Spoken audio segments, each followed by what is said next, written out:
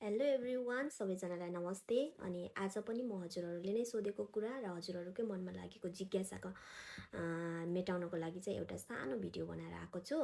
अनि आजको हाम्रो भिडियोको टपिक्स रहेको छ, हामीले चाहिँ यो लाइभ यो बिजनेस रन गर्नको लागि कि हामी लाइभ नै आउनुपर्ने हो, हामीले डेली यसरी नै पोस्ट गर्नुपर्छ भनेर सोधिनेहरूको लागि चाहिँ आजको मेरो भिडियो। यसमा चाहिँ होइन हजुरहरूको हातमा हुन्छ बिजनेसलाई चाहिँ कसरी रन गर्ने, होइन कसरी चाहिँ आफ्नो एट्र्याक्सन मार्केटलाई चाहिँ अगाडि बढाउने भन्ने कुरा चाहिँ हजुरहरूको हातमा हुन्छ।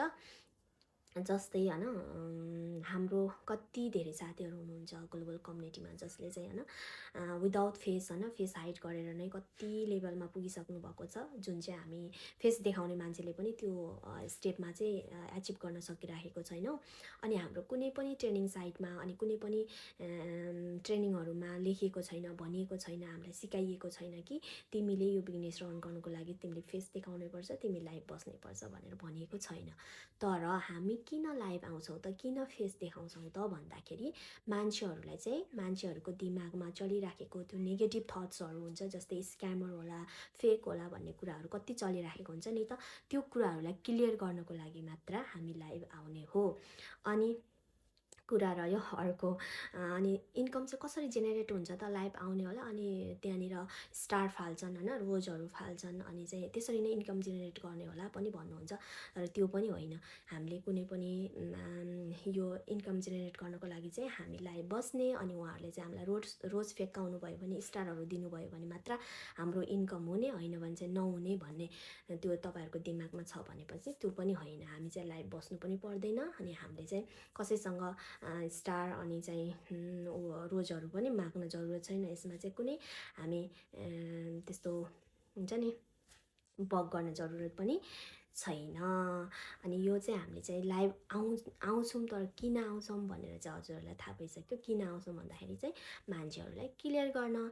जस्तै मैले यसरी डेली भिडियोहरू नबनाएको भए, मेरो फुल इन्ट्रोडक्सन हजुरहरूलाई नभनेको भए, म लाइभ नआएको भए चाहिँ हजुरहरूलाई दिमागमा पनि बस्थ्यो होला यो मान्छे पनि फेक हुनसक्छ होइन, यो मान्छे पनि स्क्यामर हुनसक्छ, किनभने हामीले उसलाई देखेको छैन। मेरो बोलीहरू सुनेर, मेरो पोस्टहरू देखेर हजुरहरूले चाहिँ मलाई पत्याउनु हुने थिएन होला। अहिले मलाई पत्याउनुहुन्छ, सो मलाई कसैले पनि सोध्नुहुन्न कि हजुर स्क्यामर हो र भनेर, होइन हजुरको बिजनेस स्क्यामर हो र भनेर चाहिँ मलाई कसैले पनि भन्न सक्नुहुन्न। किनभने उहाँहरूलाई जतिजनाले मलाई फलो गरिराख्नु भएको छ उहाँहरूलाई सबैलाई थाहा छ म चाहिँ रियल पर्सन हो, अरू मेरो बिजनेस चाहिँ रियल हो भनेर है। सो यही कुराहरू क्लियर गर्नको लागि मात्र हामी लाइभ आउँछौँ अनि भिडियोहरू बनाउँछौँ। तर यो बिजनेस रन गर्नको लागि र इन्कम जेनेरेट गर्नको लागि चाहिँ हजुर लाइभ बस्नुपर्छ। अनि चाहिँ हजुरले नै भिडियोहरू चाहिँ पोस्टहरू एभ्रिडे गर्नुपर्छ भनेर चाहिँ हाम्रो कुनै पनि ट्रेनिङ साइटमा चाहिँ लेखिएको छैन। यति नै कुराहरू क्लियर गर्न आएको। सो अरू पनि हजुरहरूलाई कुनै कुराहरूमा जान्नु मन छ भने चाहिँ यु क्यान डिएम मी।